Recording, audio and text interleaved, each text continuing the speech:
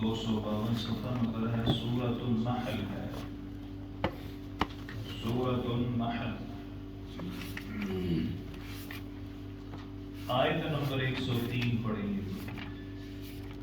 سورۃ النحل ہے، آیت نمبر 103 پڑھیں گے۔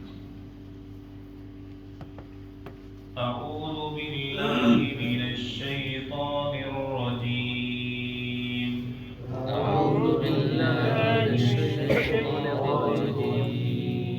بسم اللہ الرحمن الرحیم، بسم الله الرحمن الرحيم. وَلَقَدْ نَعْلَمُ ولقد نعلم أَنَّهُمْ أنهم يقولون يقولون إنما إنما يعلمه يعلمه بشر بشر. لسان الذي يلحدون إليه إليه أعجمي وهذا لسان عربي مبين. عربي مبين. جزاکم اللہ تعالیٰ آپ سے راضی ہو جائے.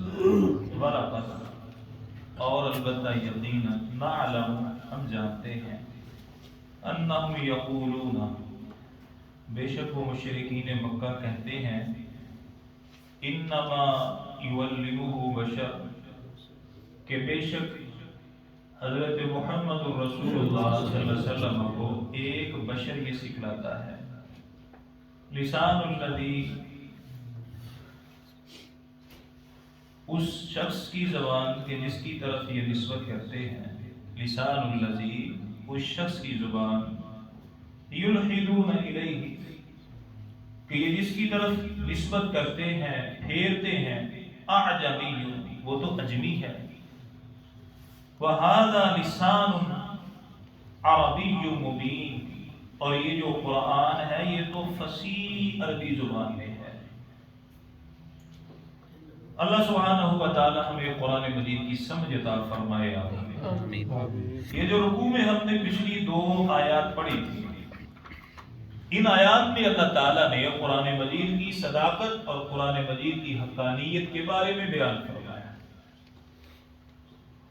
مشرکین مکہ کا جہاں پر قرآن مجید کے بارے میں اعتراضات کا ایک انبار تھا، وہاں پر ایک اعتراض یہ بھی تھا کہ امام کائنات علیہ السلام کو یہ قرآن مجید ایک بشر سکھلاتا ہے، ایک اجمی غلام سکھلاتا ہے، اور پیارے پیغمبر علیہ السلام اس سے سنتے ہیں اور آ کر کے پھر لوگوں کو اس بات کی دعوت دیتے ہیں. اللہ سبحانہ و تعالی میرے نبی کو تسلی دینے کے لیے اور مشرکین مکہ کو سمجھانے کے لیے بتلا رہے ہیں.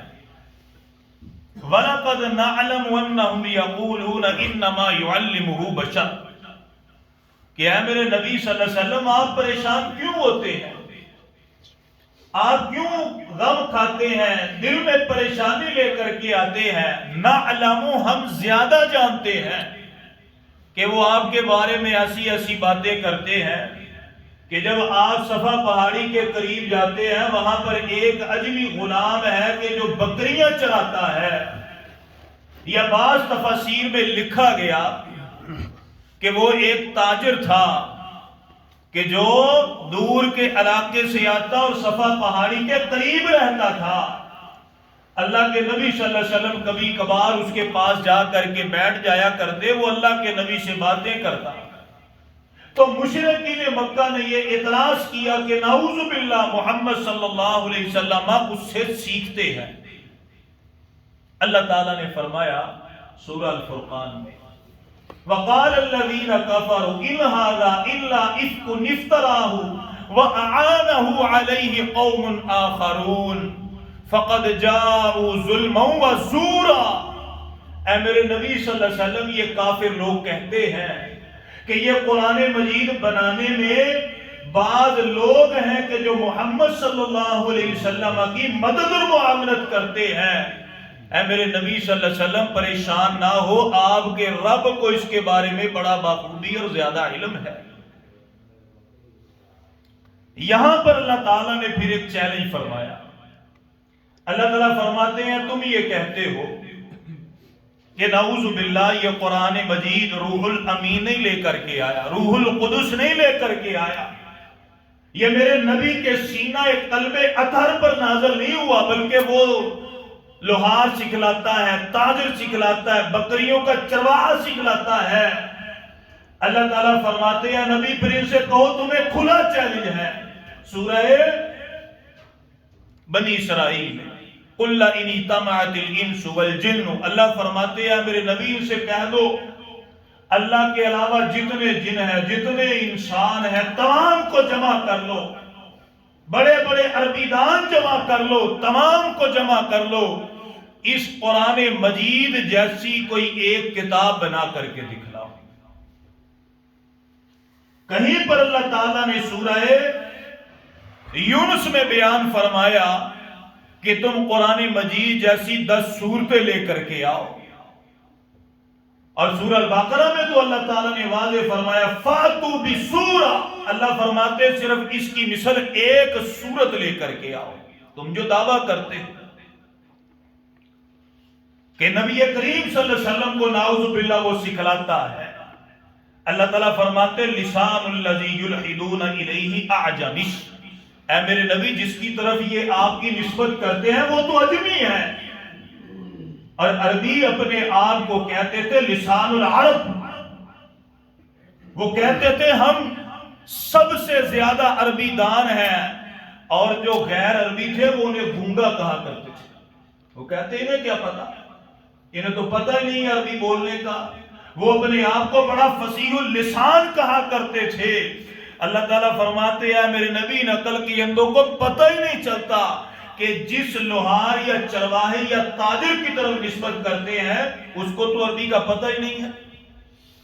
وَهَذَا لِسَانٌ عَرَبِيٌّ مُبِينٌ، اور یہ قرآن مجید تو واضح عربی زبان میں ہے۔ اللہ اکبر کبیرہ۔ اللہ تعالیٰ فرماتے ہیں سورہ یوسف کی ابتدا میں اِنَّا أَنزَلْنَاهُ قُرْآنًا عَرَبِيًّا لَعَلَّكُمْ تَعْقِلُونَ، اللہ فرماتے ہیں کہ اے میرے نبی بے شک ہم نے قرآن مجید کو عربی زبان میں نازل کیا تاکہ لوگ اسے عقل حاصل کریں۔ سورہ شورى میں اللہ تعالیٰ فرماتے ہیں وَكَذَلِكَ أَوْحَيْنَا إِلَيْكَ قُرْآنًا عَرَبِيًّا لِتُنذِرَ أُمَّ الْقُرَىٰ وَمَنْ حَوْلَهَا، اللہ تعالیٰ فرماتے ہیں میرے نبی جس طرح دیگر انبیاء کی طرف وحی آئی، آپ کی طرف بھی وحی آئی ہے، اور ہم نے اس کتاب کو فصیح عربی زبان میں آپ کی طرف نازل فرمایا ہے۔ وَهَذَا لِسَانٌ عَرَبِيٌّ مُبِينٌ، اور یہ واضح عربی زبان میں ہے۔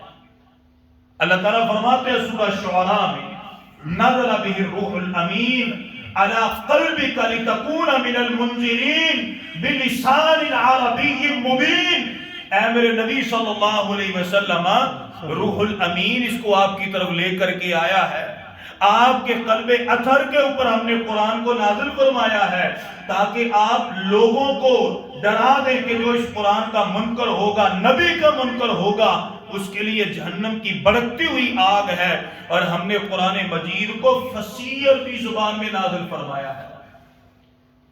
عربی زبان میں نازل کرنے کا مقصد کیا تھا؟ مقصد یہ تھا کہ پیارے پیغمبر علیہ السلام جس ماحول میں اللہ تعالیٰ نے آپ کو نبوت عطا فرمائی وہ تمام عربی دان تھے، اور یہ اللہ تعالیٰ کا قانون ہے، سنت ہے کہ اللہ تعالیٰ نبی انہی کی نسلوں میں سے اور انہی کے قبیلے اور ان کی زبان میں اللہ پیدا فرماتے ہیں۔ هو الذی ارسل رسولہ هو الذی بعث فی الامیین رسولا منہم، اللہ فرماتے ہیں اللہ کی ذات وہ ہے کہ جس نے ان امیوں میں سے ایک نبی کو انہی کی جانوں میں سے پیدا فرمایا، اور اللہ کے نبی صلی اللہ علیہ وسلم ان پڑھ تھے، اللہ کے نبی نے کسی سے باقاعدہ کوئی تعلیم حاصل نہیں کی۔ سورہ اعراف میں اللہ تعالیٰ فرماتے ہیں، اللہ تعالیٰ نے واضح بیان فرمایا کہ اے میرے نبی صلی اللہ علیہ وسلم آپ کی شان اور مقام یہ ہے کہ آپ کا استاد رب العالمین ہے۔ پیارے پیغمبر علیہ السلام امی تھے، ان پڑھ تھے، اور آپ نے پہلا سبق جن سے پڑھا وہ وحی کے ذریعے اللہ تعالیٰ کے حکم سے حضرت جبرائیل امین سے پڑھا اور عربی زبان میں پڑھا، اور اس کی بڑی فضیلت ہے، بڑی اہمیت ہے۔ عربی کو سیکھنا چاہیے، سمجھنا چاہیے، اور یہ وہ زبان ہے کہ جو اللہ تعالیٰ کی زبان ہے، ملائکہ کی زبان ہے، اور یہ کتاب اللہ کی زبان ہے۔ اور جب بندہ فوت ہو جائے گا، فوت ہونے کے بعد حساب و کتاب اور جنت اور سارے معاملات کسی زبان میں ہوں گے۔ اللہ تعالیٰ ہمیں قرآن مجید پر من وعن ایمان لے کے آنے کی توفیق عطا فرمائے، کمی کوتاہی اللہ تعالیٰ معاف فرمائے، درگزر فرمائے۔ اللہ سبحانہ و تعالیٰ ہمیں قرآن کی سمجھ اور اس کے مطابق زندگی کو سنوارنے کی توفیق عطا فرمائے، آمین۔ نماز الحمدللہ ہم نے سورہ الفاتحہ کل پڑھی تھی، تو آج ہم رکوع میں جائیں گے اور رکوع کے بعد کی دعا پڑھیں گے۔ رکوع میں جاتے وقت پڑھیں گے اللہ اکبر، اللہ ہی سب سے بڑا ہے، 3 مرتبہ پڑھیں گے۔ سبحان ربی العظیم، سبحان پاک ہے، ربی میرا رب پالنے والا، العظیم بہت بڑا ہے۔ سبحان ربی العظیم، میرا رب پاک بھی ہے، بہت بڑا بھی ہے، میرا رب پاک بھی ہے، بہت بڑا ہے۔ سمیع اللہ لمن حمیدہ، سن لیا اللہ تعالیٰ نے، لمن حمیدہ جس کسی نے اس کی حمد و ثنا کو بیان کیا۔ ربنا ولک الحمد، ربنا اے ہمارے پالنے والے، ولک الحمد تمام تعریفیں آپ ہی کے لیے ہیں، حمدن کثیرا تعریف بہت زیادہ، طیباً پاکیزہ، مبارکاً فی ایسی تعریف کے جس میں برکت ہے۔ آمین وآخر دعوانا ان الحمدللہ رب العالمین۔ جزاک